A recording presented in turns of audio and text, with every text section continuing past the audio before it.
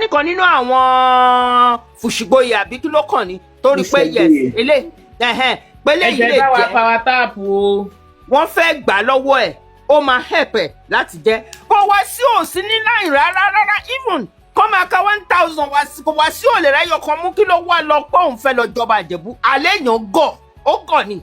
ẹ ṣe ó dẹ̀ rí ẹ̀yin èèyàn ẹ wò ó mà ti ń ṣẹlẹ̀ báyìí lórí ọ̀rọ̀ Alhaji K1 Alhaji K1 lòun ò jọba mọ́ bá àwọn obìnrin kan wọ́n ti jáde sí ọ̀rọ̀ Alhaji K1 pé àwọn ò ní jẹ́ kí Alhaji K1 àwọn ò ní jẹ́ kán nísinmi nípa ìwà ìbàjẹ́ tí wọ́n ń wù káàkiri tán fi lọ ń ṣe sáwọn obìnrin tán máa fún àwọn obìnrin tí wọn ò ní lè gbọ́ ọmọ tí wọn ò ní lè gba anything tán fi yà ń jẹ ọ̀pọ̀lọpọ̀ àwọn obìnrin kan náà má ti jáde nísìnyí wọ́n ti ń fi òkú ọ̀rọ̀ èpè ọ̀rọ̀ lóríṣiríṣi wọ́n fi ránṣẹ́ sí Alhaji K1 ẹ wo ẹnu mi kọ́ lẹ ti máa gbọ́ ẹ wá gbọ́ nǹkan tí wọ́n sọ fún alára wọn ẹ jọ̀ọ́ ẹ dẹ̀ má gbàgbé lẹ subscribe sórí Gbémi Débẹ̀. Wasiu tó bá ń wo fídíò yìí sórí gbogbo àwọn obìnrin tó ti palẹ́kún tó ti palẹ́kún tí wọ́n ti bọ́ hòhò tí wọ́n ti sunkún pẹ̀lú ìyà tó fàyè wọn ṣe abímọ máa wò tó bá bímọ fún Wasiu wọ́n ló máa tọ́ nǹkan ẹ̀ fúnra ẹ̀. èmi ń sọ ni tó bá bímọ fún ìwọ ló máa tọ́ nǹkan fúnra ẹ̀. ẹ wo ọmọ tó wà ní Canada yìí Wendy wọ depression lọ́pẹ́lọpẹ́ àwọn èèyàn tó surround Wendy ní kò jẹ́ kó ya wèrè ní nǹkan tí Wasiu ṣe fún. kò ká obìnrin kún.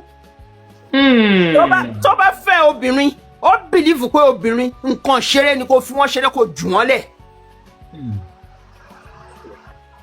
ó ní yìí tó fẹ́ gbẹ̀yìn ìyẹn ò tiẹ̀ mú wọn rẹ̀ ná ó fẹ́ Father Abraham ó wá fẹ́ máa ṣe Mr and Mrs bọ́nà tí ń ṣe lọ́bì jùjú bìdá bọ́nà tí ń ṣerú yẹn bọ́nà irú yẹn ti lè wọlé.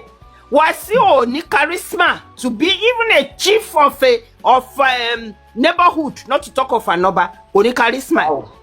He is very proud, he is very rude and he doesn't respect nǹkan tó ń pè ní obìnrin. Kò respect obìnrin. Yap. Kánìkan nínú àwọn fùṣìgboyè àbí kí ló kàn ní torí pé yes ele pé lè ilé bá wa power tap o wọ́n fẹ́ gbà lọ́wọ́ ẹ̀ ó máa help ẹ̀ láti jẹ́ kó Wasiu sí ní láì rárá even kó máa ka 1000 Wasiu lè rẹ́yọ kan mú kí ló wá lọ pé òun fẹ́ lọ jọba Ìjẹ̀bú alẹ́ èèyàn gọ̀ ó gọ̀ ni. ẹ ṣe gọ́mà ó dẹ̀ ríra ẹ̀ tán. ẹ ṣe gọ́mà ó ríra ẹ̀ tán. ẹ ṣeun. Wasiu tó bá ń wo fídíò yìí sórí gbogbo àwọn obìnrin tó ti palẹ́kún tí wọ́n ti bọ́ hòhò tí wọ́n ti sunkún pẹ̀lú ìyà tó fàyè wọn ṣe abímọ máa wò tó bá bímọ fún Wasiu wọ́n ló máa tọ́ nǹkan ẹ̀ fúnra ẹ̀. èmi ń sọ ni tó bá bímọ fún ìwọ ló máa tọ́ nǹkan fúnra ẹ̀. ẹ wo ọmọ tó wà ní Canada yìí Wendy wọ depression lọ́pẹ́lọpẹ́ àwọn èèyàn tó surround Wendy ní kò jẹ́ kó ya wèrè ní nǹkan tí Wasiu ṣe fún. kò ká obìnrin kún. tó bá fẹ́ obìnrin ó bìlífù pé obìnrin nǹkan ṣeré ni kò fi wọ́n ṣeré kò jù wọ́n lẹ̀.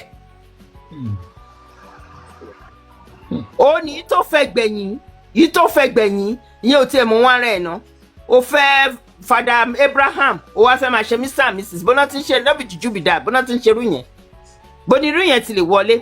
Wasiu ní charisma to be even a chief of neighborhood not to talk of an ọba kò ní charisma. He is very proud, he is very rude and he doesn't respect nǹkan tó ń pè ní obìnrin. Kò respect obìnrin. Yap. wọ́n ní ẹ̀yìn obìnrin lẹ́ ń sáré lẹ́yìn o pé it's the women that are running after him o. Even if women are running after him he has the power. He has the power láti reject wọn. tó bá dẹ̀ wá ló fẹ́ wọn nìyẹn tán sún ẹ tó fẹ́ ẹlòmíì má fi wọn wọlẹ̀ á rọ́bìṣì wọn báyìí. ní agboolé àwọn náà ń sálé wọn fún. ní agboolé kan ní oko àwo ní Èkó obìnrin 5 ló bímọ fún Wasiu. wọ́n ń ṣọmọ ìyá wọn ń ṣọmọ bàbá o wọ́n jọ ń gbélé ní face me and face you gbá mi létí kí n gbá ẹ létí ayé àtijọ́. fún èèyàn mi ní. ọmọ mi rèé ọkọ náà fẹ́ jọba Ìjẹ̀bú yẹn Ìjẹ̀bú la pé Ìjẹ̀bú ọmọ alárẹ̀. Nínú gbogbo ìlú láyé kò sí gbajúmọ̀ bí Ìjẹ̀bú. Wọ́n lẹ́nu pa. Honestly kò sí mo respect Ìjẹ̀bú eré tó ń ṣe yìí tuale mo bẹ̀rù wọn láti wákàtí lọ. Máa nǹkan sọ ó ní tó bá débẹ̀ ó ní tó bá débẹ̀ sẹ́. Ìjẹ̀bú yarí gan o. Ó rí wọn fín gan bí ìbá ṣe àrífín kírú Wasiu lòun fẹ́ jẹ Awùjalẹ̀ máa lápẹ́ ẹ ṣe gan ẹ jẹ́ afẹ́yàn mi ìláyè mà ẹ mú tara yín. ẹ fẹ́ lò mí ìláyè èmi ò tiẹ̀ mi máa ń sọ̀rọ̀ bọ̀ ẹ mú tù mí mo ì máa sọ̀rọ̀ ẹ mú tù mí mo tún ní. ok Dennis no Ibu Owó sorry Ibu Owó dé síwájú yín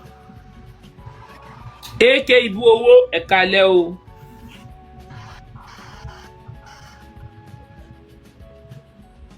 ṣé ẹ̀sìn bẹ́ẹ̀ ni sà. ẹ̀ka lẹ́ máa bọ́rọ̀ sọ ni. ẹ máa bọ́rọ̀ sọlẹ̀ àwa máa sọ nípa. ok sir ẹ jẹ́ ń gbé yín bọ́lẹ̀ sódà kéèyàn mi wọlé.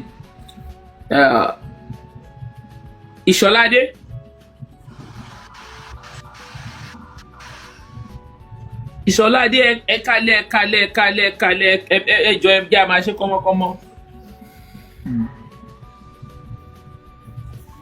Ìṣọ̀ládé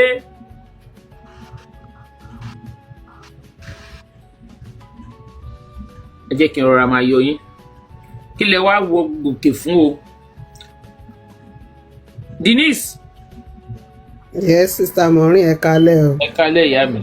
Thank you very much for this show. We really appreciate you. Gbogbo àwọn ọmọ dúpẹ́ o. Ẹ rí i pé ọ̀rọ̀ Wasiu dàbí ọ̀rọ̀ Abacha ni. Abacha pé àwọn aláàfáà lọ́dún yẹn lọ́hùn póun ṣàdúrà fẹ́ni tó bá da gbogbo Nàìjíríà rù. Wasiu tó wá kọrin tó sọ pé a máa ní sùn káwọn ènìyàn káwọn kan dìde káwọn kábíyè àwọn kan dìde lọ́run kan gbé ìjà. Ó lè máa pàdé ó ṣe fẹ́ kí n fún yín lórí yẹn ni. ẹ lè fún wa ṣe rí i pé ọ̀rọ̀ ẹ ó wá pàdé àkópọ̀ ó padà jálè lórí ń sin ó gbé pé ẹ sí ó lẹ́ẹ̀dí sùn. àwa ò sùn ṣóun wá sùn sìn I'm sure Ọlọ́run ló máa mọ̀ pé tóun kan go through. ọjà 440 wọ́n kàánlẹ̀ big time. Lẹ́yìn shiftancy wọ́n dẹ̀ ti lẹ́yìn tó bá ti jọba tán wọ́n dẹ̀ ti ní wọ́n máa gba gbogbo shiftancy tán fún un. ẹ jèbù rẹ o. a jẹ́ o ó kọjá ìyẹn ó ń ṣọmọ ìlú ó jẹ́ Ọ̀túnba Fìdípọ̀tẹ̀. ẹ jèbù rẹ o jẹ̀bù dé tó kọ ẹ jèbù rẹ. ẹ máa yọnu sí bọ̀dá Wasiu o. ẹ jọ kí ni Wasiu fẹ́ nílé ayé ẹ̀ tí ó rí. kò sí o Ọlọ́run kẹ́. tó bá pe pírẹsidẹ́ǹtì lọ́la ipò òun fẹ́ wá rí lọ́la ó lásẹ̀s. ó ní ẹni Ọlọ́run fẹ́ lọ́mọ ènìyàn fẹ́.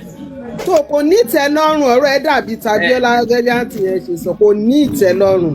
ẹ mọ̀ pé tí jìjì bá fẹ́ tẹ́. ó dẹ̀ wá play gbogbo wa mo jẹ́rìí Saheed gbogbo ẹ̀ náà yìí máa fi bu. no ó ti kọjá ayé ẹ̀. ó ti kọjá ayé ó ti tó àṣírí rẹ̀. ó tẹ̀ rẹ̀. lọ́kọ̀tù yẹn. And I don't want to believe I'm sure pé òun gangan mọ gbogbo history yìí. Yorùbá tó sọ pé tí ọmọ àlè nílé kò bá ti dà tí ilé kan bá ń tòrọ ọmọ àlè bẹ̀ ni I'm sure ó mọ history yìí. Èmi gan tí mo dàgbà yín náà tí mo wà ń bíbá mi ń ṣọmọ kékeré èmi ò mọ kókò ń ṣọmọ Ìjẹ̀bú-Òde. I like him so much but not for him to become our king. Awùjalẹ̀ tó ní kó wá gbèjà wọn Awùjalẹ̀ láìkí Wasiu tóun náà mọ̀. Wasiu ti ń wá oyè ń Ìjẹ̀bú-Òde ó ti pẹ́ ó ń ṣèsìn. àwa yìí dẹ̀ mọ̀ gbà tí Wasiu gan dẹ̀ ń dàgbà tó máa ń wá sí Kàmpárì níbi rẹ̀ bíà palọ̀ níbi etí ìtalẹ́.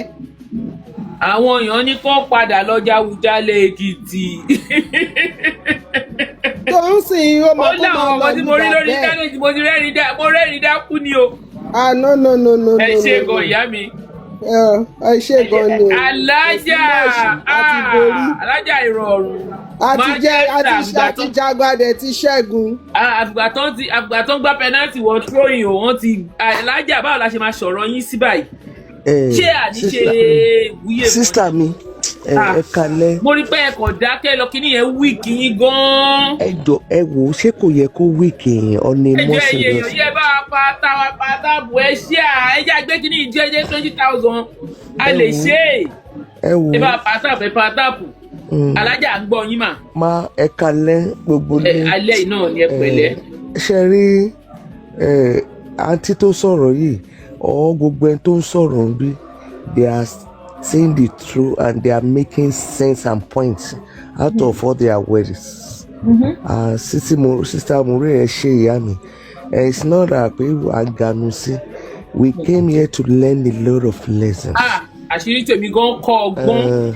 Ṣe rí ìgbà yìí ṣe rí nǹkan tí tá a fẹ́ wò ó sìn. Ìgbà yìí lèèyàn tẹ̀ fẹ́ mọ̀ bóyá bọ̀dá yìí bóyá ọpọlọ wọn ń ṣiṣẹ́ dáadáa torí ó yẹ kí wọ́n kọ́kọ́ isolate ara wọn náà. Wọ́n ti ń kọrin kiri wọ́n ti bẹ̀rẹ̀ sí kọrin ó kọrin ó dẹ̀ kọ́ lọ sí eré lánàá. àìnítìjú ṣe wá rí eléyìí ó wá jẹ́ kó fún obìnrin ní lesson bọ̀dá yẹn ò value obìnrin. Àtọ́. Àjámọ̀ kankan lójú ẹ̀. Ẹ tó lè sọ fún yín pé òun máa fi bàtà àtàtọ́ yìí. Ẹ̀ṣẹ̀ wá rí àwa fẹ́ wo gbogbo ẹni tó fẹ́ wá ganu sí pé òun fẹ́ fẹ́ wọn báyìí. Ṣé mọ̀ pé mo lọ prógrámù kan lénìí ìyá mi. Bọ̀dá yìí náà sọ̀rọ̀ wọn bẹ̀. Ẹ wò kò yẹ kí n wá sórí prógrámù yín torí inú mi dùn pọ̀ lálẹ́ kọ́lọ́run ṣàánú mi. Ṣé mọ̀ pé kíní ìwà tí bọ̀dá yẹn wú ṣe ń kó affect àwọn ọmọ ẹ̀. Of course because mi mọ bí táwọn ọmọ yẹn fẹ́ fojú sínsìn. Irọ́ onísìn kọ́ o ẹnìkan sọ̀rọ̀ níbẹ̀ pé ẹ jọ àwọn ọmọ bọ̀dá wà sí obìnrin mélòó ló wà nílé ọkọ ọmọ wọn ọkùnrin wo ló marry. Irọ́ ni o. Ọlọ́run ẹlẹ́dàá ẹ wo mo rọra kúrò lórí prógrámù yẹn mo kàn ó pé gbogbo nǹkan tá a bá ń ṣe self-centered ká má fi kó bá àwọn ọmọ innocent tá a bí. Wọ́n ní kò sẹ́ni tó fẹ́ bá ọ̀dà yẹn dáná rárá pé everybody ń sá.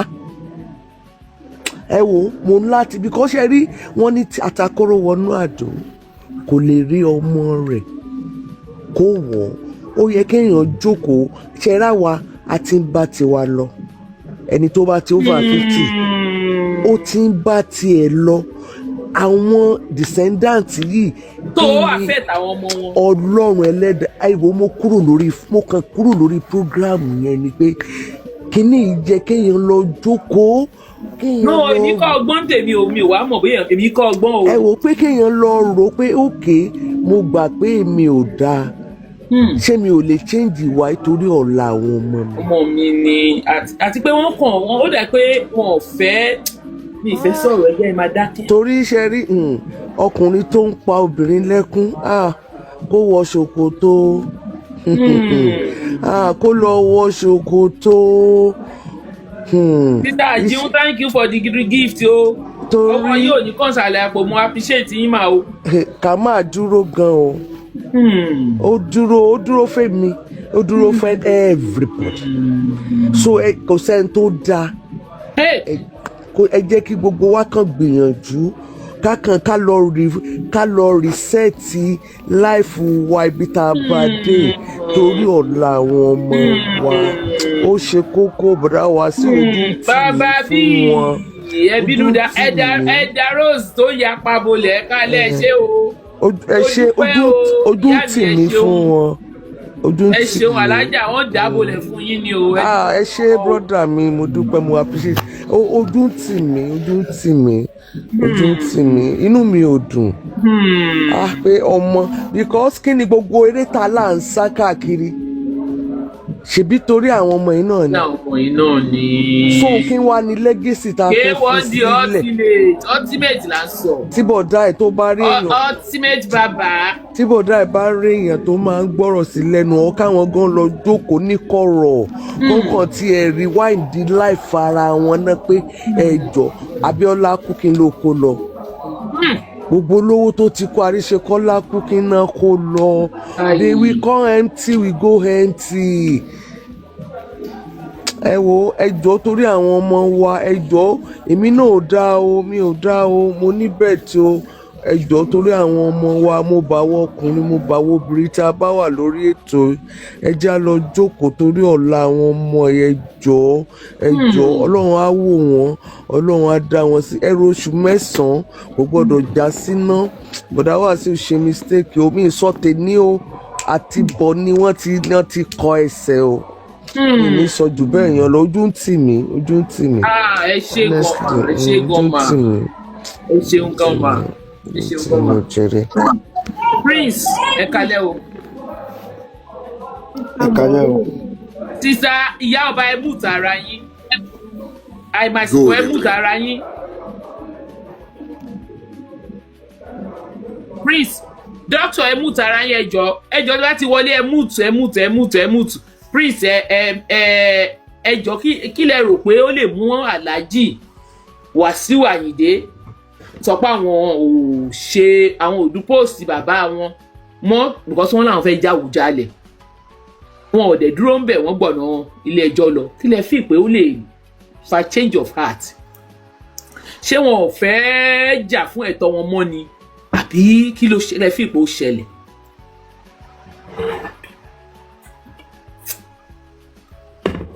Prince ẹ sọ̀rọ̀ ni.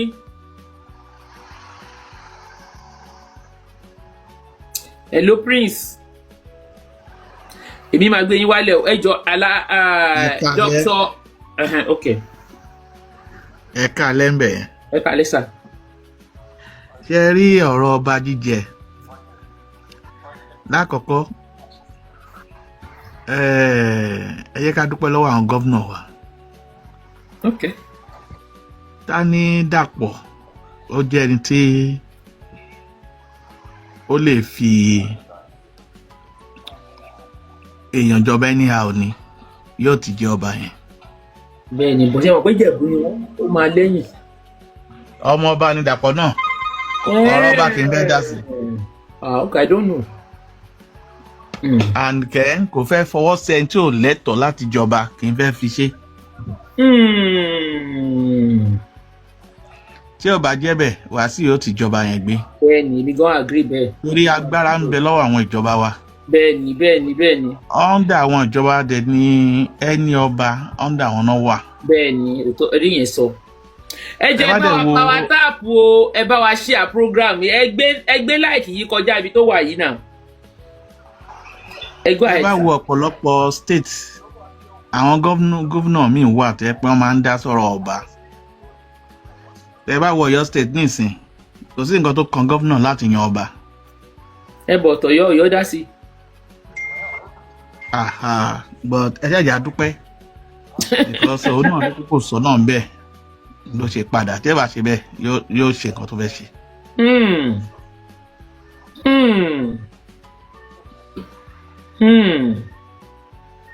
Yàtọ̀ sí owó wọn ní orí la fi ń dádé orí la fi ń mẹ́ran láwo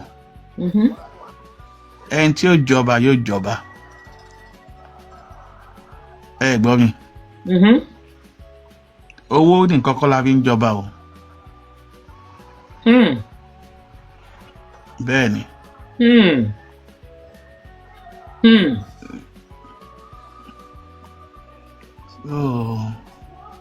Ọlọ́run ní fi ní jọba lóòótọ́ but àwọn tá à ń pè láfọbàjẹ́ náà èmi mọ̀ eléyìí ó jẹ́ lẹ́sìn fún gbogbo àwọn tó ń fagídí wá nǹkan tí kò wọ́n lẹ́tọ̀ọ́ sí.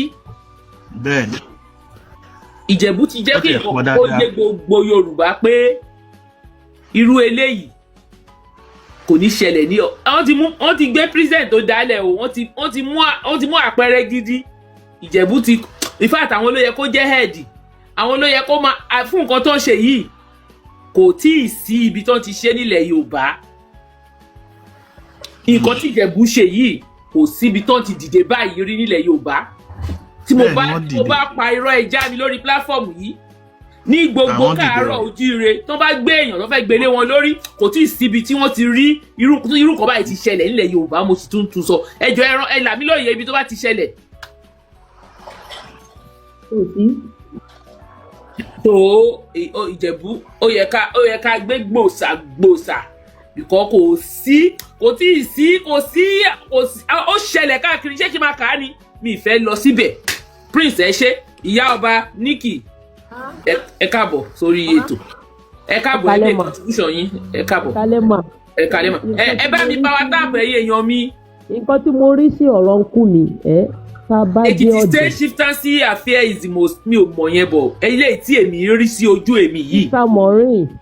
mo gbé oṣù bàbá yìí mo respect Ìjẹ̀bú respect mo ní fún wọn wá times 1 million. wọ́n jókòó wọ́n dúró tán ni wọ́n jáde tilétilé tọmọdé tàgbà wọn ò ní kan Ìpẹ́rù wọn ò ní kan Ṣàgámù wọn ò ní kan Ìléṣe gbogbo Ìjẹ̀bú dìde with one voice. Orí íńtánẹ́ẹ̀tì ṣéèkì gbìgbìgbìgbì bó ṣe ń ṣe ṣó níbí náà ń ṣe ṣó níbí náà ń fohùn lẹ̀. mo mọ̀ nǹkan tí mo sọ o kò tí ì síbi tí ṣe rí ọ̀rọ̀ gan ẹni Ìbàdàn ìsìnmọ̀ àní níbo ni wọ́n ti ṣe irú ẹ̀ nílẹ̀ Yorùbá tí èèyàn kan dàbí èèyàn tó ní òun fẹ́ jọba tó dẹ̀ ní agbára tó dẹ̀ súnmọ́ ìjọba tí àwọn èèyàn yẹn dẹ̀ dìde tó dẹ̀ win ẹsẹ̀ yọkan fún mi ẹ bá mi tọ́ka sẹ́yọ kan ẹ sọ ìlú náà fún mi ìlú ẹyọ kan tírú ẹ ti ṣẹlẹ̀. Ìjẹ̀bú ni the first wọ́n dẹ̀ ti dá nǹkan tó da sílẹ̀ ẹ tí ì rí nǹkan kan wàhálà wọn máa sọ tí wọ́n bá gbé ìgbékúgbé ibùdó wá bá wọn àwọn aráàlú máa dìde ẹ̀rù bà mí. You know why I'm talking like this? I was part of it because àjọ bẹ̀rẹ̀ ẹ̀ ni mo dẹ̀ rí nǹkan tó ń lọ lórí platform mi pẹ̀lú fire for fire. Bẹ́ẹ̀ni. Tí wàá lè Ìjẹ̀bú ẹlẹ́nu gan o. Mr. Maureen. Ma. Nǹkan tèmi fẹ́ sọ lálẹ́ ni pé iṣẹ́ rí ìgbà tí gbogbo wọn ti fohùn ṣọ̀kan yẹn kò sí nǹkan tó lè yẹ tó ti ní no and their no is no. Ṣẹ́rí nǹkan tèmi wá fẹ́ sọ fún ọ̀nkú ni. Ṣẹ́rí nǹkan tèmi wá fẹ́ sọ fún ọ̀nkú ni pé ọ̀nkú òde ẹ má torí pẹ̀lú ẹ̀ẹ́dẹ́ ṣẹ wá bọ̀dì jẹ́. Kí ló tẹ̀ ń gbé fídíò mi wálẹ̀ báyìí kíkùn? Kí ló dé tó ń gbé fídíò mi wálẹ̀?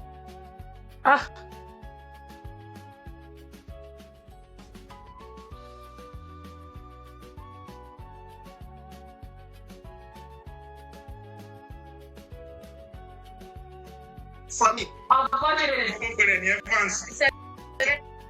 Kí ló dé tó pípì yìí kọ̀ ń pè wálẹ̀ ní gbogbo kí ló dé? Bó ṣe bí tí ó lò. Kí ló dé? Ẹ má jẹ jáde fún yín o máa ṣe ṣó mi kọjá ibi tó yẹ kí ṣe dé o.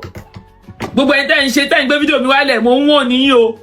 Sister Maureen kí ló dé? Kò yé mi. Why now? Ṣáàdọ́dọ̀ yín ni. Ẹjọ́ èdè búrẹ́ o gbogbo ẹ̀yin tẹ́ ń ṣe ẹ stop ṣe bẹ́ẹ̀ o. Àdọ́dọ̀ yín. Ó máa ń jáde tán fún yín o má dẹ̀ bẹ̀rẹ̀ pẹ̀lú yín ọdún kan mi ní kúròjò ọ̀rọ̀ yín o sóbìrà Wasiu. Ẹ sọ fún àwọn tó ń ṣe kán lọ stop ẹ̀. Ṣé àsọ̀rọ̀ Christian ṣe bọ́ Ìjẹ̀bú láǹsọ̀ àti kí gbogbo lédè èdè ní. Mo ìláìkì yín ni o. Bá ṣe ń ṣe nìyẹn. Ewé ẹgbẹ́ máa ṣe fún wa ní 3 days ago náà nìyẹn. Bọ́dá Wasiu máa ń wá bí wọ́n wà bí pẹ̀lú fake account. Ẹ̀dẹ̀ wa ń gbé pékinní wálẹ̀. Kí ló dé àṣàbù yín nǹkan tẹ́ ẹ ṣe nìyà. Ẹ máa jẹ gba. Wọ́n ń gbò tọrọ bí ètò fi máa lọ correct mistake wọn. Kí ni gbogbo yẹn? Kí ló ń ka yín lára? Ẹ jẹ́ ẹ bá mi power tap ẹ bá mi share ẹ bá mi power tap ẹ finish ẹ go ahead ya. Kẹ́tì ẹ̀jẹ̀ máa sọ̀rọ̀ àwọn afipágbógun tí ó tó sí wọn. Ẹ̀yin ni kẹ́ lọ tún wà ara yín ṣe náà. Àbí. Kò sẹ́ni tó fọ̀ sí ṣèbí bẹ́ẹ̀ lẹ́lẹ́ fẹ́ jọba ta ló fọ̀ sí. Wà lẹ́wọ̀ ọmọ ènìyàn. Ọ̀pẹ́ mo ṣe gbogbo bí mo ṣe mọ iṣẹ́ nu kò ní bá ṣí ẹnu tó ẹ̀mí láìkí lẹ́nu ní ọ̀dá o. Ọ̀pẹ́ mo ṣe gbogbo bí mo ṣe mọ iṣẹ́ nu. Ẹ go ahead ma. Ẹ continue. Ẹ continue ẹ máa tó tẹ́ ẹ kù díẹ̀. Ó kù díẹ̀. Ẹ̀dẹ̀ lẹ́wà o. Ẹ má sì torí pé ẹ̀ ń lọ sẹ́dẹ̀ kẹ́ ẹ bá ọ̀dẹ̀ jẹ́. Kò yé bàbá mi mọ wáyé tó fi ń disturb podcast mi kí náà ń bá kiri. Ó ti bàjẹ́ nìyẹn o ẹ tọ́jú ìwà yín ìwà lọ́ba àwúre ẹ má jayé àwọn ọmọ yẹn má yé yín ẹ jẹ́ káwọn ọmọ yẹn náà wọ́n ti jẹ́ máa yé. káwọn ọmọ yẹn rógolo. ẹ jọ̀ọ́ nítorí ọ̀la ni nítorí pé gbogbo nǹkan tẹ́ ẹ̀ ń ṣe yìí ó máa di ọ̀rọ̀ ìtàn ẹ rí i pé ó ti di ìtàn ọ̀rẹ́ dìnnà. wọ́n ti ń túṣu désàlẹ̀ kòkò gbogbo ìtàn ìgbésí ayé yín báyìí wọ́n ti bẹ̀rẹ̀ sí ní sọ. ìkan sọ wípé ọ̀rẹ́ òun ẹjọ́ ṣe kékeré ni ó tú gbogbo ẹ̀ lánàá ara mi ṣe gbàù mo ló ti dé jọ báyìí. ìtìjú ńlá. ọlọ́run ọ̀gá mú ṣòro ni. ẹ jọ ṣẹ́rí ìjẹ̀bú èmdòdò tó bá jẹ́ pé yẹn ni gbogbo wa ìṣọ̀kan ṣẹ́rí pé ṣọ̀kan ni tábà ti sọ no báyìí ṣe ti mọ̀ pé no. no wọ́n no àwọn eléyìí anything tó bá fẹ́ wá gbà. ẹ lè wá sí torí pé ẹ dé lọ́sọ̀kọ̀ òru kan tẹ wá máa fi ọwọ́ lálẹ́ ṣẹ́rí orin tẹ kọ́kọ́ kọ yẹn disqualify ni gédégbé ẹ tójú wọn mọ́lẹ̀. wọ́n tún wá láyà wọ́n sọ fún yín pé ẹ pàdé ní pópó. Oh my goodness ẹ wá ní kán jáde tán fún yín. No ó ní ẹ fẹ́ bí máa ń bẹ̀ fún bọ̀dá ní láti gbọ́ yẹn. Ojú wọn yẹn ẹ fẹ́ tójú gbogbo Ìjẹ̀bú mọ́lẹ̀ ẹ mú kékeré ọkọ ṣé rò pé Ìjẹ̀bú kéré ni wọn kéré wọn dúró gidigba tó bá ti sọ pé yes ni. wọ́n ti ẹ̀rí Ìjẹ̀bú fún ìyẹn ni mi ò láìkì. wọ́n tún wá gbọ̀nà ilé ẹjọ́ lọ ẹ mọ̀ pé wọ́n sọ nǹkan tó lẹ́tọ̀ọ́ sí wọ́n tún wá lọ́kọ́ àwọn eléyìí ní àyà. ẹ jọ o ẹ tún ìwà yẹn ìwà gọgọgọgọ ẹ tún ṣe ẹ lọ tún ìwà ṣe ìwà rere lẹ̀ṣọ́ ènìyàn ṣe ti rí pé ìwà ni àwọn Saheed gan wọn bá yín dá sí wọ́n wò yín ni gbogbo wọ́n wò yín wọ́n dá sí mo dẹ̀ mọ̀ pé barista yẹn ká ní kò kú ni ó máa bá yín sòótọ́ ọ̀rọ̀ ká ló sì wà lórí ilẹ̀ alààyè. ẹ jẹ́ arán bọ̀dá mi létí ẹ jẹ́ nǹkan tó ń sọ lélẹ̀.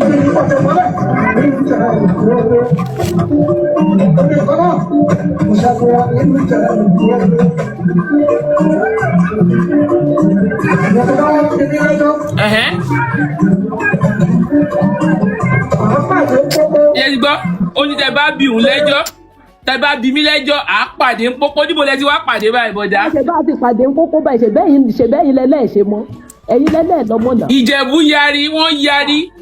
wọ́n yarí kan lẹ̀ ní pé ẹ má bá wọn tra ẹ̀ gbogbo nǹkan tẹ̀ ń tra yẹn wọ́n ní eré ọmọdé ni àṣekun ọmọ ẹdú òun lẹ̀ ń bá wọn ṣe kẹ́rì kan jáde ńlẹ̀ fún yín tán Ọlọ́run Ìjẹ̀bú ni. ó jáde tán o. I'm part of them sẹ́rí bọ̀dà ẹ̀ wọ́n move from platform to platform ni. ọjọ́ gbogbo wọn wọ́n ṣe ń gbàdúrà lọ́jọ́ ìgbà náà ń kírun lórí awọ wọ́n dúró kan sílẹ̀ nítorí aláwọ̀ èèyàn wọ́n ń gbàdúrà lójú méjèèjì pé Olúwa o má jẹ́ káríwá aláwọ̀ jalè yẹn ẹni Ọlọ́run fẹ́ ẹni tó ṣe fẹ́ àwọn délẹ̀ tí ò ní kọ̀rọ̀ sáwọn lẹ́nu. wọ́n ní kó gbẹ́nu dákẹ́. wọ́n máa rọ gbogbo èèyàn lọ́rùn. wọ́n ní ká gbẹ́nu dákẹ́. Oh, Dr. Omofela, thank you, sir. Thank you for the. Everyone calling. Hello. Ó ní kẹ́ gbẹ́nu dákẹ́ sọ gbẹ́nu dákẹ́ mọ́. Hello. Sister. Ta ló wá gbẹ́nu dákẹ́ nínú ẹ̀yin àti bọ̀dá Wasiu? Bọ̀dá mi ni. Ọ̀nkú pàpà gbẹ́nu dákẹ́. Ìgbéraga ṣánlẹ̀. Ó tún wá ní òun ó fòun jò lórí. Ẹ wo ẹ jẹ́ ìdákẹ́ kí n máa wò. Ẹ má gbé fídíò tèmi wálẹ̀ mọ́ o. Tó bá tún jálẹ̀ tó tó. Èmi kan á dìjẹ̀ bú lọ́wọ́ kan ni o. Tí kò bá tún jáde èmi á dìjẹ̀ bú tọ́ lọ́wọ́ kan ni. Tí bá dẹ̀ dìjẹ̀ bú ẹ ní láìkì mi because mi ò da rárá. Tí bá bẹ̀rẹ̀ nu mi báyìí. Àyà. Ẹ má jẹ́ kí n ṣí mítà fún yín o. So brother mi ni yín. Èmi àti ń dẹ̀wà ẹ sọ fún ọ pé kì í ṣe show mi. Ìwà yẹn gọ́gọ́ ní kẹ́ ẹ tún ṣe ọkú ìwà yẹn ní ìwà yẹn gọ́gọ́gọ́gọ́gọ́gọ́ ó ní kẹ́ ẹ tún ṣe. Ẹ káàbọ̀ ẹ ṣe gan ìyá mi Dr.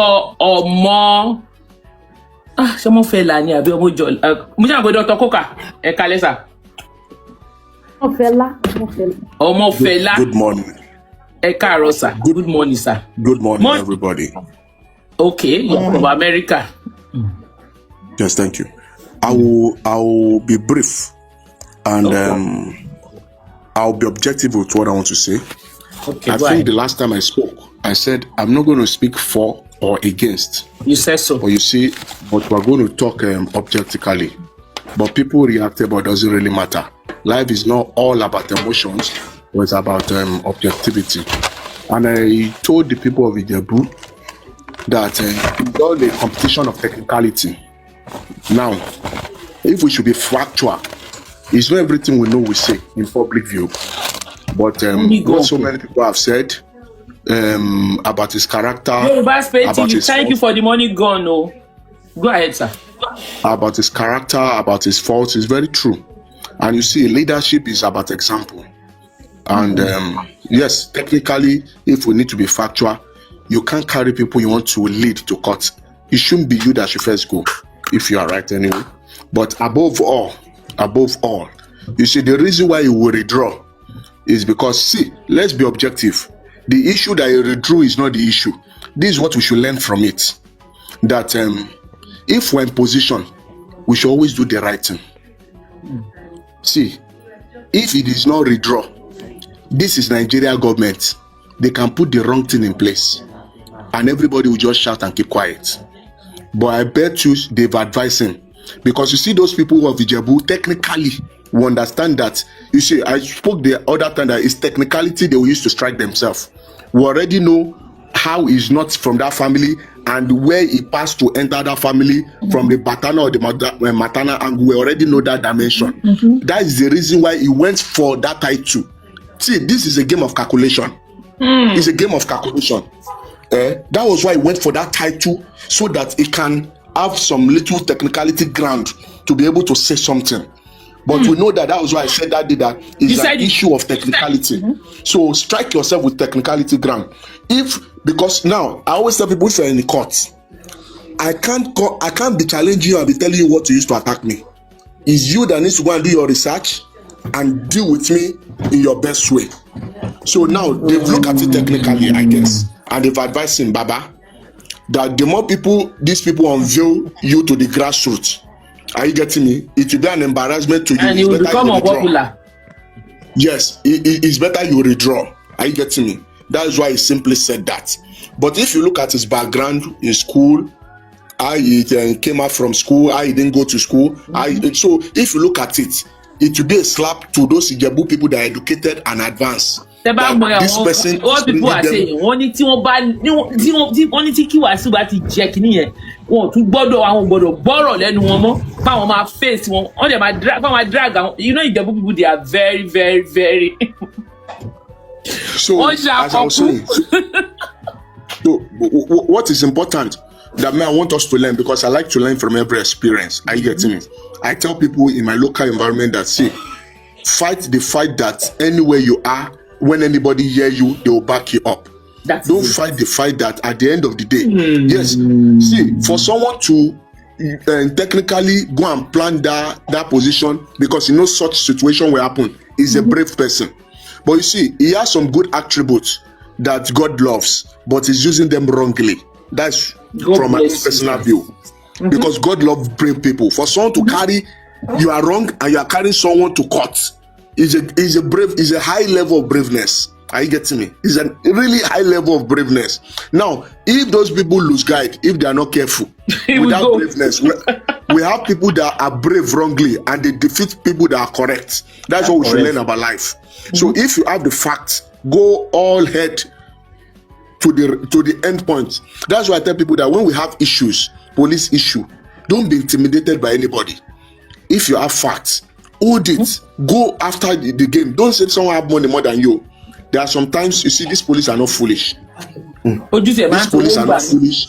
These court are not foolish. So at times, you can actually be patient, and in the course of going through the process, you can just have someone that have sense among them, and God will say that, no, this person have a case. That's why I tell people, don't fidget over situation. But you see, if you fidget, the wrong person will be positioned there and nothing will happen. So it's all about knowing what you want and going for what you want. Is it in Nigeria that you say they are doing the correct thing? What is correct in Nigeria? Nothing. But if you don't stand, now if those Ijebu people are challenging and they don't have facts at hand, they will still lose. Nobody will tell Alhaji for the drug, but because they are already pressing him on his process, and he can't stand it anymore. He doesn't care. He's not taking things. We go out of hand. Yes, and they are holding his process, and these are facts. They are already going back to his background. Yes. And when people start doing background search over you, you see, they want to spoil your image over what is not. So the only best advice is withdraw I bet you in the next coming days, in next 2026, you will see that they will give him another position somewhere. Because these are all political game and political puzzle. Like a king? No, not like a king, but they know how they always compensate themselves. It's someone of high places that have told him to redraw. If not, we know his character. He will not redraw. We know him very well. Are you getting me? It's someone in high places that must have advised him, Baba, don't worry. Relax. Don't worry. You are still fine. Are you getting me? But above that, this is what I want us to learn as an individual. If you go there yourself and you are the right stand, and person will know they correct, they will chance you this Nigeria. Onima will chance you fine. Oh, gbọ́dọ̀ sùn ẹgbẹ́. Oh, gbọ́dọ̀. They will chance you fine. So, because if they didn't tell him to redraw, I know him very well. But the people, there is no how, because the noise was too much. The special thing about the rejection was too loud. Yes, the special thing about their noise. And at the end of the day, it's going to cost APC a lot in the Ijebu kingdom. And you know they need Ijebu. They need Ogun State 2027. They can do protest votes. And you see, and we have highly played. You know how many sons, you know how many judges from this state? Do you know? Very true. Do you know how many very well...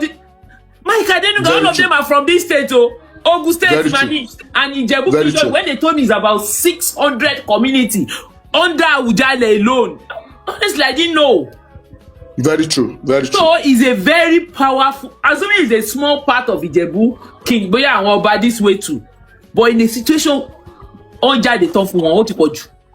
Very now let me just round up. The beauty about the coming out and the noise is because they have fact at hand. They are going to the roots. If they don't have fact at hand, you see, government don't easily redraw. They don't usually retrench. Because it is clearing is not from those languages. It is clearing. It is clearing. And you cannot even prove it. Yes. That's the. So how can I want to support somebody who doesn't have documentation to back whatever he wants to go for. So any government that back that kind of thing, they want to cause war. Wahala ma ṣẹlẹ̀ nlu yẹn wọ́n dey fẹ́ wọ́n need there. And even the governor is Ijebu, and I just learned that he's from a royal home. So automatically you will be careful. He's a prince. He's from a royal home. And so what do you expect? This is the issue. You know, in court deal with the game of evidence and proofs. And you don't have evidence and you run to court. Alaja, sorry sir, there's a wrong narrative. Say Billionaire Adenuga is an Ibadan man. No, he's from Ijebu.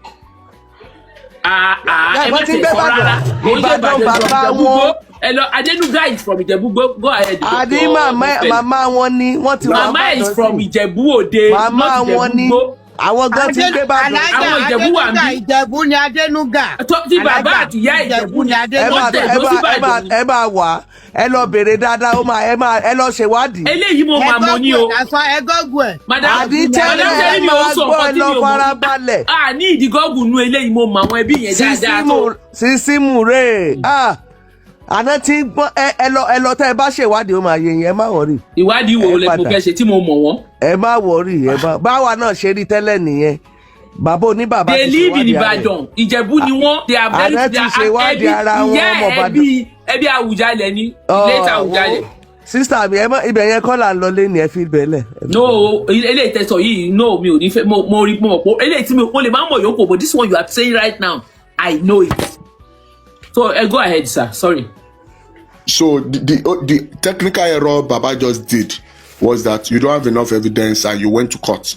Now, with the implication of what you did, if government want to support you before, you've crippled them. Because when you go to court, the judge want to work with evidence and proof. Are you getting me? But assuming he didn't run to court, government can be playing politics and be calling those family, going front and back, doing this one and that one. But the moment you've rushed to court, you've crippled the hand of the government. And there's something that he did. They've not even picked anybody from that lineage. So who is he taking to court? It took the governor to court. So I don't know whoever advised him. He made some technical error there. Yes, it's a technical error. Highly technical error. So that's where his mistake came from. It's a technical error. Technical error. It's a big blunder. So his legal advisor didn't advise him well. They didn't advise him well. So thank you very much. That's just thank what I you, want to sir. say. Thank you, sir. Ani Adisa, ẹ kálẹ́ o. Ẹ kálẹ́ mà, ẹ kú ètò. Ẹ pẹ̀lẹ́ mà. Èmi ò ní nǹkan tí n fẹ́ sọ púpọ̀ nípa bọ̀dá Wasiu tó fẹ́ joyè. Ọlọ́run yọ wọn tán lọ jẹ́ tán fipá jẹ́. Ẹ jọ̀ọ́ ẹ bá wa power tap ẹgbẹ́. Tó bá máa tó ijọ́ méje wọ́n bá gbé adélé wọn lórí ọ̀tá wọn fàyè lẹ̀. Ọlọ́run yọ wọn. Kò sí agbára tán lè ní. Kò sí ẹgbẹ́ tán lè ṣe. Because adé Àwùjalẹ̀ kì í ṣe adé tán kàn máa gbé just for anybody tán máa délé lórí. Mo sọ lórí platform mi wípé tí àwọn afọbajẹgun ò bá ṣọ́ra tán bá gbé adé lẹ́ni tí ò tọ́ lórí nǹkan á ṣẹlẹ̀ nílùú yẹn. But Ọlọ́run ṣeun. Bóyá àwọn gan-an bóyá bọ̀dá Wasiu bóyá ó ti sùn bóyá wọ́n ti fa àwọn kankan hàn. Ọlọ́run yọ wọn. Kò jẹ́ bó ṣe jẹ́. Wọ́n lọ dúpẹ́ lọ́wọ́ orí wọn. Ìjẹ̀bú òjòjò wọn orúkọ wọn rò wọ́n wọ́n try o Swale respect wọn pọ̀ sí káì wọ́n try Ìjẹ̀bú try grateful heart rèé ó dé àwọn Ìjẹ̀bú nù. Ẹ kálẹ́. Kí ló pa yín lẹ́rìn? Ṣé mi ò sọ fún yín jọ yẹn tẹ́ nínú ilé jẹ́ o? Mo máa gbà ó, mo kó jẹ lónìí ránṣẹ́ owó wọn tí mo sọ mo kó jẹ. Yorùbá Space TV, thank you very much, I'm grateful. Ẹ ṣé o, thank you. Ó kàn lẹ́nu ni. Ó kàn lẹ́nu ni. Though we are tí mo next move wọn ṣá o. Kò sí next move èèyàn kò sí next move kò sọ́nà road ti block. Because what he said was he discontinued the court case. That's what he said. Ó ti withdraw ó dé withdraw. Yes. So what do you mean kò sí nǹkan kan ó ti fi ó fèrègé ni ó sádà. It's so funny.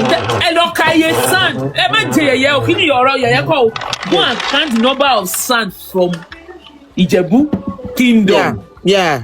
The number of doctors from that place, the number of businessmen from that place. Go on, Ìjẹ̀bú. Ẹ wo mi fẹ́ sọ̀rọ̀. Ẹ yẹ lọ ka àwọn Ìjẹ̀bú tó ní ọlá tó nílá tó lélẹ̀. Yeah. And they don't joke from fún nǹkan tá a rí wọn. They don't joke with Awùjalẹ̀ too. Rárá. And the worst part of it, ṣe fẹ́ gbọ́. Gbogbo Ìjẹ̀bú ló dìde wọn ò fẹ́ mọ̀ pé ìkan Ìpẹ́rù ìkan Rẹ́mọ ìkan Ṣàgámù gbogbo wọn yà ní pátápátá. You can need the whole of Ìjẹ̀bú one kò ní 2% support. Kò ní 2% support. Ẹ lè ka èèyàn mẹ́bẹ̀rẹ̀ lè kà ń bì láti jọ́ta ti ṣe show tó dúró tán bí tó kó máa kanta àwọn sista Yétúndé máa kanta Aṣíwájú kanta Grace gbogbo àwọn tó ń jáde yẹn kò sí. Even from his own lineage, from his own family, from his own immediate family. Lára for only 2% kẹ̀, ó ló ní 0%. Kò sẹ́ni tó dìde pé ààyè ọmọ wa ni kò sí. Wọn ò jáde fún. Ẹ mọ̀ pé kò bẹ́ẹ̀ bí ṣe number 1, ẹlẹ́ẹ̀kejì dẹ̀kẹ̀rẹ́ ibẹ̀ kọ́ ló ti wá. Yes. So you cannot fight bí tó ti wá. It's like kéèyàn kọjá ààyè ó kúrò ruling now. No, ẹ mọ̀ nǹkan tó ṣẹlẹ̀ ní nǹkan tó ti plan for long. Yes. Gbogbo ilé tó ń kọ́ṣẹ́ òṣàgbọ́ lámì mọ orúkọ tó ń pè é gbogbo yẹn. Wọ́n kọ hòtẹ́ẹ̀lì tó ń ṣe bakery tó ń ṣe ọmọ ṣe yẹn because of. wọ́n ìmọ̀ owó yẹn gbẹ̀yìn ni. Àánú wọn ò lè wo kí ló dé. Ẹ má ṣe yẹn ò jẹ́ bóyá. Wọn lè wo. Uncle Jones, you said so. But tí ò bá ṣọ́ra wọ́n lè gba olórí ọmọọba yẹn lọ́wọ́ ẹ̀. Èmi náà rí bọ́ wọ́n tẹ̀lé rí ni wọ́n àwọn máa yọ yẹn. Tí ò bá ṣọ́ra tí next Awùjalẹ̀ tó bá débẹ̀ wọ́n lè yọ because nǹkan tó fi fẹ́ da gbogbo ẹ̀rú nìyẹn. So wọ́n lè yọ kúrò. Wọ́n tẹ àwọn yẹn ti sọ pé àwọn àgbà lọ́wọ́ ẹ̀ pé kò lè jó lórí ọmọ ọba. Exactly. Olórí ọmọ ọba wo ni gangan? Wọ́n kàn fún lórí ọmọ ọba Ìkìlẹ̀ náà pé Ìjẹ̀bú Ìkìlẹ̀. ṣe mọ̀ pé ẹni tó fún táìtù yẹn kàn fún táìtù pé kíni ni òun lòun ń change ìtumọ̀ táìtù yẹn nísìnyí. Akilẹ̀ ló ń pè kó ti kú. Ẹgbẹ́ ọ̀kan tó wọ́n ní but seriously he must tell us where he's from. Wàhálà ẹ̀yin ọmọ Nàìjíríà yẹn ìyàwó. Tó bá jọba ọ̀yìn máa yan olórí ọmọ ọba gangan ìdílé yẹn. For example ẹgbẹ́ ìṣe sample kan fún yín. Ṣé rí ìlú àwọn ọba first class wà dáadáa? Ṣé rí Àwùjalẹ̀? Ìṣọba yẹpẹrẹ. Mo ní wọ́n ní 600 community ló wà lábẹ́. Abẹ́òkúta kì í ṣọba yẹpẹrẹ. Àwọn first class ọba nìyẹn. Àkárìgbò first class ọba ni. Ṣé rí àwọn ọba tó wà lábẹ́ wọn gangan ló ń pè ní ọba ìlú yẹn. But first class ọba wà. Irú èmi sì mo wá láti Ìrọ̀lù. Níbo ló ń jẹ́ bẹ́ẹ̀? Ìjẹ̀bú náà ni. Ìjẹ̀bú ni after Ilésàn. Okay. Ìlú yẹn tóbi. So ìlú kì í ṣe pé ó tóbi náà but ó tóbi. Àwọn olówó everything jáde láti bẹ̀. Okay. Ìlú yẹn ọba tó wà ńbẹ̀ gangan àbúrò bàbá mi ni. Bàbá mi wọ 99 kó tó kú. Ó wá fi bàbá mi ṣe olórí ẹbí. Tó yé yín. Olórí ẹbí ọba yẹn ó fi ṣe olórí ibẹ̀. Ṣé rí nǹkan tó ṣẹlẹ̀ ní pé ọmọbìnrin ṣe mọ̀ pé bàbá mi nídìílé bàbá mi ọba ni. Nídìílé ìyá mi ìyálóde náà ń jẹ. Ìyálóde ìlú wa gangan àbúrò ìyá mi ni. Ó ti wọ 89. Ṣé nǹkan tí mò ń sọ yé yín? Ṣé rí bàbá ọkọ mi ni mo lè pe Wasiu. Mo fẹ́ ọkọ ní Ìjẹ̀bú Òde. Ó ní káwọn Ìjẹ̀bú ká pàdé pópó. Àwọn nǹkan tó rọ̀ mọ́. Ẹ̀jẹ̀ fi hàn ẹ pàdé ẹ̀ pópó lóòótọ́. Ṣé rí àwọn nǹkan tó rọ̀ mọ́ bọ̀dá Wasiu ó pọ̀ gan. Ṣé rí ó gbójúlé àwọn nǹkan kan tó wá yíwọ́ padà fún. Ẹ alágbára ni. Ìkíní èèyàn gbọ́dọ̀ ṣe obìnrin. Èèyàn gbọ́dọ̀ ṣe obìnrin, èèyàn gbọ́dọ̀ sọ pé báwo ni obìnrin máa ṣe nínú ayé yìí. Then ìkejì. Ẹ bá mi. Bàbá màmá wọn ti ń bá wọn ní màmá is not from your bàbá ọkọ because it's not from Ìjẹ̀bú Òde. Okay, bọ̀dá Wasiu. So ìkíní ni. Ẹ bá mi power tap ẹ love program ẹ bá gbé láìpẹ́ síwájú ṣẹ́ láìpẹ́ ni. Ṣé rí ọ̀rọ̀ tá à ń sọ yìí ó lákọ ó lóbi ó lákọ. Ó ti ṣe àwọn àgbà. Ẹ wo àwọn mùsùlùmí yẹn. Ṣé mọ̀ pé wọ́n sọ. Wọ́n ní wọ́n ganu sí ọkùnrin kọrin. Ẹ wo bó ṣe ṣẹ̀wọ̀n wọn ò sọ̀rọ̀ wọn mú mọ́ra wọn tún ní kó bẹ̀ ó lóun ò bẹ̀ ó lóun tún jọ ìṣẹ̀lẹ̀ ó ní láyé ó lóun tún jọ ìṣẹ̀lẹ̀. Àwọn àgbàlagbà máa ń pòwe pé wọ́n ní ọmọdé búròkò ó bojú wẹ̀yìn kì í ṣejọ́ kan lolúwere ń pààyàn. Ṣẹ́rí wọ́n ti rẹ́kẹ̀ wọ́n ti parí iṣẹ́ ẹ̀ ni wọ́n ní kó lọ ṣìṣe ni. Ó yẹ ká tẹ̀ wá bẹ̀rẹ̀ sí í fura sí wọn because ẹ wo látìgbà tí màmá wọn ti kú ní gbogbo àwọn ń ṣe tẹ́lẹ̀ ọ̀bọ̀ nísìnyí ó wá pọ̀ sí wọ́n ganu sí pléènì. Ẹ wo ti gba pléènì yẹn mi rí i pé ìgbà pléènì yẹn àbìlú ńlá ni. Ẹ dúró ṣe rí ojú tèmi fi wò sísá mọ́rì ní pé ẹ wo Emmanuela tó fẹ́ ẹ wo dìwé tán fi yapa Emmanuela ò kéré láyé o ẹ lọ kọ sílẹ̀ Emmanuela kò kéré láyé àgbà gidi ni Emmanuela ẹ rí pàmòbìnrin yẹn kàn ń ṣe fàájì ẹ lọ because ó fẹ́ fi Emmanuela tún mú òkè ń bì kan ṣùgbọ́n ó tún wá kọjá àyè ẹ̀ ló fi ṣubú. Ẹni tó bá mọ Abẹ́òkúta dáadáa tó bá mọ ẹni tó ń jẹ́ Emmanuela kó lọ bèrè Emmanuela ò kéré láyé. Àwọn èèyàn sì ní who knows her. So Ọlọ́run kàn fẹ́ fi ìwà ẹ̀ hàn pé wọ́n ní kọ́ngù á kọ́ngù síbì kan òun lọ́rọ̀ ẹ̀. Omi tó kọ́ngù sí yóò dáa ìtàn yóò tán yẹ internet doesn't forget ìtàn burúkú lélẹ́yìí. Àwọn ọmọ àwọn àrọ́mọdọ́mọ wọn máa bá àrọ́bá ìtàn burúkú tó wà nílẹ̀. Ẹ mọ̀ pé àwọn ọmọ ẹ̀ kan wọn ò ń yọjú pé àwọn ọmọ ẹ̀ tán ju tó jẹ́ lọ́ọ̀yà yẹn. They say Emmanuela's father is Babalawo in Abeokuta. Ayaye. Manuela kọ́ la fẹ́ sọ̀rọ̀ ẹ̀ lẹ́ni o. Manuela ò ṣẹ̀yìn o. Ẹ fi Manuela lẹ̀ ẹ̀yin ayé. Ẹ̀yin ayé. Manuela mo máa ń tẹ̀lé ṣùgbọ́n. Ẹlẹ́nu rẹ̀ sọ o. Ẹ lè sọ ohun tó wù yín o. Ẹ kì í sọ ọ́ lọ́wọ́ ọba ẹgbẹ́ Manuela lẹ̀. Mo mọ̀ pé tó bá wà ń korodo inú yàrá ẹ̀ kan ó máa gé kàjẹ́ ni. A ní ìtàn tó wà nílẹ̀ yìí sẹ́ẹ̀. Ìtàn tí ó jẹ́ àrọ́mọdọ́mọ. Ìtàn tó jẹ́ pé ó ti fi ra èbú fáwọn ọmọ ẹ̀ àwọn ọmọ ọkùnrin. Bíkọ́ bóyá wàá yẹn wọn máa bú wọn kiri ni. Ọ̀tọ̀ ni pé wọ́n ní bàbá ẹ̀ gangan kò dẹ̀ sí ìbọn ọ̀tà kó sọ pé irọ́ ni. Wọ́n sọ pé bàbá ẹ̀ ò mọbi tó ti wá. Àbẹ́ ẹ̀ gẹ́ẹ̀tì ẹ̀ ni ẹ̀yin èèyàn mi. Ẹlẹ́ ọmọkùnrin yẹn No, eléyìí ò ń ṣe pé èèyàn ò ní tìjú èèyàn ò ní tìjú. It's like the rise and fall of K1 ni. Mo túmọ̀ nǹkan tó ṣẹlẹ̀ ni. Bàbá tó lẹ́nu pa. K1 lẹ́nu pa. Ó lẹ́nu pa. Ó ní ẹnu. Ó wá play Manchester ní 1 hour ló lò. Confirm ni. Ó wá play Manchester 1 hour ló lò. Ó dẹ̀ gba 30,000 pounds. Pìtìpìtì ayé ba big time. Ẹ wo orí tó ṣẹ̀ ti pọ̀ jù. Ó ti pọ̀ jù. Ẹ̀kọ́ tí ò yé àwọn èèyàn ni pé o ní ìdá àti lówó o ní ìdá àti lọ́lá kó tó mọbi tó wá.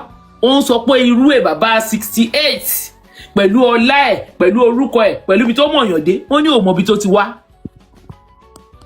Ẹ mọ̀ pé tí a bá ka ẹrú kí náà sọ pé ó máa ṣẹlẹ̀ inú ẹrú á bàjẹ́. Ẹ kálẹ̀ mà. Ẹ kálẹ̀ sá o káàbọ̀ sórí ètò. Yes ma. Èmi kò fẹ́ tipping sí ọ̀rọ̀ yìí ni because ọmọ Jẹ̀bú-Òde lèmi náà.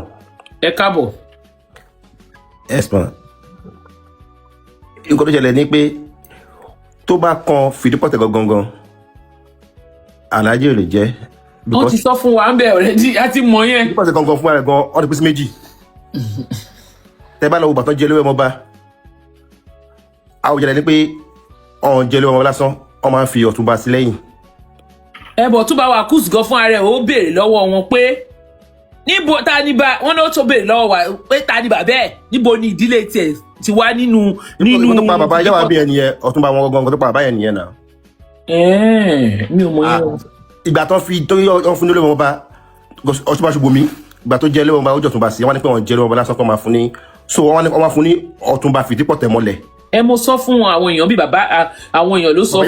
Bàbá yàrá bìí ní Ọ̀túnba Fìdípọ̀tẹ̀ àwùjọ wa ni pé ó yàtọ̀ pé ìkan Fìdípọ̀tẹ̀ mọ́lẹ̀ ìkan Fìdípọ̀tẹ̀ àbáyá wa ní sọ́ọ̀ tó jẹ́ bẹ́ẹ̀ bẹ́ẹ̀ ni pé gba ipò lọ́wọ́ àwọn ni. ibi àtàwọn oṣù bàbá yẹn kú náà ó tó fídíò lórí YouTube ó tó sọ bàbá yẹn tẹ bá rí ègùn tó gé kí bàbá yẹn tó wọlé ẹjọ́ yẹn ọmọ Fìdípọ̀tẹ̀ ẹ lọ fídíò wà lórí YouTube ègùn tó gé àtọ́ àtijọ́ kúrò fún ọmọ pé ìrònú yẹn ló pa bàbá yẹn o ègùn tó gé kó tó wọlé ẹjọ́ yẹn tó bá kan Fìdípọ̀tẹ̀ gan ọ̀hún lè fi jẹ́ because ọ̀hún lè pèsè méjì ọ̀hún tó sọpọ̀tẹ̀ gangan bẹ́ẹ̀ni wọ́n ti dẹ́wọ̀n ló sọpọ̀tẹ̀ kó sọpọ̀tẹ̀ gangan ló sọpọ̀tẹ̀ wọ́n ti dẹ́wọ̀n yẹn tẹ bá dé dẹ́wọ̀n sí iwájú lé bísọ̀nù bá jọ ìbọn lè má dà mọ́ bẹ́ẹ̀.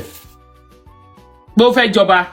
Níbi tó ti máa ń bọ òòṣà. Àwọn òṣè bọ́ọ̀tà bí gbogbo àwọn ọmọ Ìjẹ̀bú ṣe bọ́ọ̀tà yìí kó jáde káwọn náà campaign láì bí ọmọ Ìjẹ̀bú ṣe dúró tán yìí àwa ò rí wọn. Àwọn lébi lọ́wọ́ yẹn wọ́n lébi ọwọ́ yẹn gángan Fìdípọ̀tẹ̀ kò lè jẹ́ because ibi tó ti gbà tó wọ ìgbẹ̀bí yẹn ibi tó ti òòṣà Ìjàgbọ́lá ibẹ̀ ibi ilé gangan tó ti wọlé yẹn ẹni tó mú wọlé ibẹ̀ yẹn ìtẹ̀lébóye gẹ́sọ̀ òun ló lórí ẹbí ibẹ̀ yẹn ká ní pé kò tún lè jọba ní tẹ̀lé ni ìyẹn ló máa jẹ oyè yẹn bó sì yẹn náà fẹ́ jọba níjẹ́bọ̀dé sí wàá dájọ́ pé kó tó kọ́ ẹ̀ apẹ́ tó bá kọ́ tó ń bá lọ tó kàdékìlá yẹn bá lọ á kan Fìdígbùwà bá kan Fìdígbùwà á kan Fìdípọ̀tẹ̀ á kan Gbélégbùwà padà kó tó wá kan ìwọ so tẹ̀lé lọ sí oko yín ó jẹ ìtẹ̀lébóye kẹsọ̀ nǹkan tó ń dùn wọn láti ní pé gbàtí bàbá ìwà àlàyé tọ́ fún bàbá wọn lórí ọmọ bá nítorí ìjà wà láàrin ọdẹ kọfẹsẹ pé ṣùgbọ́n mi ò mọ fún lórí ọmọ bá. wọ́n ní King Wasiu did not enter ìpè bí o. òkè bí kò fi ti dẹmọ náà ni. kí náà pè nǹkan tán ni wọ́n ṣe yẹn o. òun náà kọ́ ó fi dẹmọ ni gbàtí bàbá ṣùgbọ́n mi jẹ́ sí ìjọba yẹn. àwọn èèyàn ti tú wọ́n ti ṣàlàyé ẹ̀ fún wa. ìgbìmọ̀ òṣèkọ́ bẹ́ẹ̀ náà ó kàn fi gbé rẹ̀ lárugẹ ni. nǹkan tó náà Láàdì àti Bọ́lájí yẹn pé àwùjọ fi kọ́ńtẹ́tì bàbá wọn báyìí máa gbé òye yẹn kúrò nílé ọ̀wọ́n ọ̀wọ́n ti bí pé at least bí báwọn yòókù yẹn kó tẹ̀ fún kan náà méjì bí a kó fún Bọ́lájí ni kó fún Láàdì. Gbàtó kò ṣe oye ọmọ bàbá Ṣùbọ́mi yẹn. Kò ṣe Ìjẹ̀bú náà àwọn ìjẹ̀lẹ́kọ̀ fún bàbá yẹn fún wa pé ọ̀rẹ́ òun òun kọ́ sẹ́tẹ̀ bàtọ́ ń jà tọ́jú parí ìjà ó ṣe ìpọn tó ṣe bẹ́ẹ̀ ó ṣe ìpè bí oyè lákàtà wọn ṣe kínní nọ́ọ̀mà wọn pé ọ̀rẹ́ mi ò mọ fún ẹ̀ kò dá lọ́lá so wọn kò tó bí ọjọ́. Ilé Ìtẹ́ our heritage UK thank you Ilé Ìtẹ́ náà pé nǹkan tí ti fò. gbogbo yẹn ìgbà tí òbí jẹ kò ṣe kankan bẹ́ẹ̀ yẹn òun kàn pákéjì ara ẹ̀ ní wọn ṣe kankan kò sí nǹkan tó yóò yẹn wọn ṣe. Ẹ bọ̀ ṣe mọ̀ pé nǹkan tí kì Alhaji Wasiu ṣe yìí ẹ mọ̀ pé kò ṣẹ̀ṣẹ̀ ṣe ó ti ń plan yẹn. Tẹ bá ń gbọ́ láti plan yẹn ti pẹ́. èmi àti àjọ máa jáyé ọba ó máa sọ lórí ẹ̀ láti 80 ó ti plan ẹ̀ 80 ló ti plan ẹ̀ kí ni kò ṣe pé kí ni kò ṣe ọ̀ 90 80 ló ti plan kí ni lẹ̀. Ẹ mọ ìyàrá tí Awùjalẹ̀ ti pè kó wá joyè tó ní òun joyè gbà tó ló da Máyégún tó dé ọjọ́ yẹn ni wedding 2020 wọ́n ti February 20 àbí January 20 2020 tó gbà wáyé tó dé tó sọ fún Awùjalẹ̀ pé bàbá wọn ti jẹ Máyégún ilẹ̀ ìwọ́nà Awùjalẹ̀ ní pé ta ló fẹ́ lóye ó ní Aláàfin ó ní kó lọ pa Aláàfin wá. Ẹ lọ wo fídíò ó wà lórí kí ni kéésì ẹ lọ wo pàtó Aláàfin dẹ̀ tẹ̀lé pé wáyé tó sọ fún bàbá pé ó fẹ́ joyè ó wá dọ̀bálẹ̀ ọjọ́ yẹn ni wedding ni ọmọ àtò ó dìlé wọ́n sọ pé ọ̀wọ́n ṣe mí ti lọ́wọ́ ó dọ̀bálẹ̀ báyìí Aláàfin kan báyìí pé wáyé sọ fún bàbá. Ẹ lọ ó wà lórí kí ni ó dọ̀bálẹ̀ báyìí Aláàfin kan báyìí pé wáyé sọ fún bàbá pé wọ́n fẹ́ ní Máyégún. Bàbá wa kú yẹn bàtí bàbá wa ṣùgbọ́n wa kú yẹn ó wá fẹ́ gba olóyè ọba ìwọlé bọ́sí ọmọ pé tó bá jẹ́ ọmọba ó lè joyè tó bá joyè ó ń ṣe ọmọba ó ń joyè.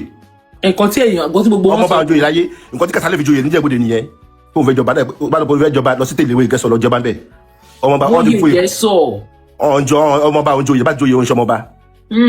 tó wọ́n fẹ́ gba olóyè ọba yẹn wọlé pé bí wọ́n ti jẹ́ olóyè ọmọba o tí bàbá yẹn ti lọ wọ́n lè fi kò possible. Ẹ mọ ọdún ọ̀tún wà nígbà tó sọ nínú orin tó sọ nìyẹn pé bàbá mọ̀ nǹkan tó ṣe tí ò bá jẹ́ bẹ́ẹ̀ ni wọn ò ní fòun jó lórí ọkọ̀. ẹ tó bá ní last year tó bá ní palace last year 2024 pàtó dé palace ẹbí nǹkan tí àwọn kìíní ṣe fún Balógun Láwùsá àwọn tó Balógun Ṣọ̀tẹ̀ wọ́n lè sẹ́yìn ní wọ́n jókòó sí àyè tí ṣòwò máa jókòó sí wọ́n ní kò ń ṣàyẹ̀ nìyẹn wọ́n lè sẹ́yìn àwọn Balógun Láwùsá pé kò ń ṣàyẹ̀ nìyẹn ó lè jẹ́ olóòmọ̀ bá ọbẹ̀ sí ibi ẹ̀kọ́ sí because mọ́yìn máa tó lélẹ̀ táwọn ìjọba jókòó ẹgbẹ́ ìṣòwò máa bẹ̀ báyìí tó kù báyìí máa lẹ́gbẹ̀ẹ́ kejì báyìí kúkú Ọ̀gbẹ́nọjà náà létà bàtí báyìí tó kú gómìnà wà lẹ́gbẹ̀ẹ́ ṣùgbọ́n máa ní ẹgbẹ́ kejì ọjọ́ tó yẹ fúnlé wọn báyẹn tó lọ káàkiri gbogbo Ìjẹ̀bú tó dé ẹjọ́ kejì 24 ọmọ ìṣe ojú ìjọba ó wà ní kò sí yíyá yẹn àwọn Balógun ọ̀rọ̀ lè dànù ni àwọn tó ń Balógun Ṣọ̀tẹ̀ pé ó lè jẹ́ lówó wọn yẹn bẹ̀ kó ṣàgbẹ̀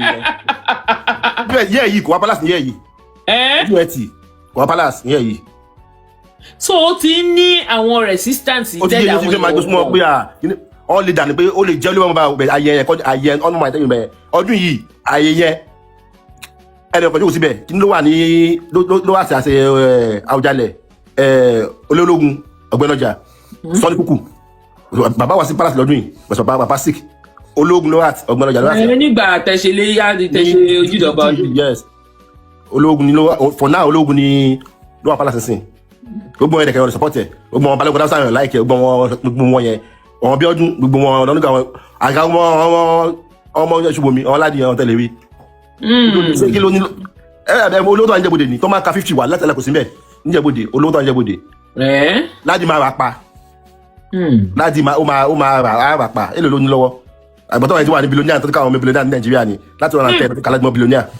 Bẹ́ẹ̀ni ó kọ̀ bí ó ṣe ìnáwó ní tẹ̀bí tó ń ṣe ìtọ́ bẹ̀rẹ̀ tó ń pìkì ní ìrọ̀ṣẹ̀ ìnáwó lọ́dún owó ìṣẹ́ 2020 ẹ máa dún àwọn tó wà ní kíní ni ìjọba ṣe yẹn kọ́ ṣe ní kò sí kọ́ tó lè ṣe níjẹ̀bọdè òun náà ti mọ̀ kó ti pé wàhálà yẹn pọ̀ pé ojú kan máa tòun ní kó tẹ àwìdúrọ̀ ó máa tẹ̀ ó fara pé kó fi gbogbo wàhálà yẹn lẹ̀ kò lè jẹ́ ó ń ṣe ní. àwọn tó wà níbẹ̀ tó jẹ́ mọ́ ẹbí gan ọtí sẹ́tù wàhálà yìí lọ lọ́wọ́ ká má sọ pé ìwọ̀tẹ́ pọ̀ wọ́n láti ta ọtí kẹta wa. wọ́n lè sẹ́ wọ́n láwọn kan wà tó jẹ́ pé wọ́n máa fún gbogbo wọn ní ráìsì wọ́n ní kí ló ṣe fáwọn wọn ní kò ṣe ìkọ̀kọ̀ fáwọn kí ni ìdúró ẹ̀ níjẹ̀bọdè kí ló tẹ̀ ṣe láti lè wájọba láwọn lórí. nínú gúúpù yẹn sì ọ̀hún 44 ló wà nílẹ̀ tọ́lẹ̀ tí mẹ́rin tó máa mú gbọ́n fún ọdẹ qualify pé wọ́n ṣe wọ́n ṣọmọ ẹkẹrẹ pé èèyàn gidi ni wọ́n jẹ̀bọdè èèyàn ńlá ni wọ́n. ṣé bí náà nìkan pé bí èèyàn kéré ni àbí Bọ́lájí àbí Ládì lẹ́mọ̀ èèyàn kéré àbí bàbá Adékúnlé yẹn gbogbo wọn pé professor ni wọ́n doctor ni wọ́n gbogbo wọn. Taniwọ. Àní wọ́n pèdè kan wọ́n ní tó bá jẹ́ 65 years ago àwọn dìídì wá ẹni tó kàwé lọ ọ̀dọ̀ lọ mú wá so why táwọn máa nísìn ojú ti dúlà làwọn máa padà sẹ́yìn àwọn Ìjẹ̀bú sọ̀rọ̀ ọ̀rọ̀ pọ̀ lẹ̀ o. no o ti pé àwọn tó lè bá wọn sọ̀rọ̀ díẹ̀ bí wọ́n ti kú bí àwọn tó wà bẹ́ẹ̀ wọ́n lè chance wọn ìrẹ̀pọ̀ tó máa dìde ọmọ wọn wà pé tó máa sọ̀rọ̀ bú sóhun tó mọ̀ tó wọn wà. mi rò pọ̀ mọ̀ because tó bá mọ̀ wọn ò ní ṣe nǹkan tó ń ṣe yìí and internet doesn't forget. gbogbo ṣe ẹ̀rọ gbogbo ọ̀rọ̀ tó jáde lórí internet ó lè pamọ́ ni. Madam ká má pa fún wa náà so nǹkan tí Balógun kìnìún náà sọ Bísóyè sọ àfikún wà mẹ́ẹ̀ẹ́dẹ́ díẹ̀ náà.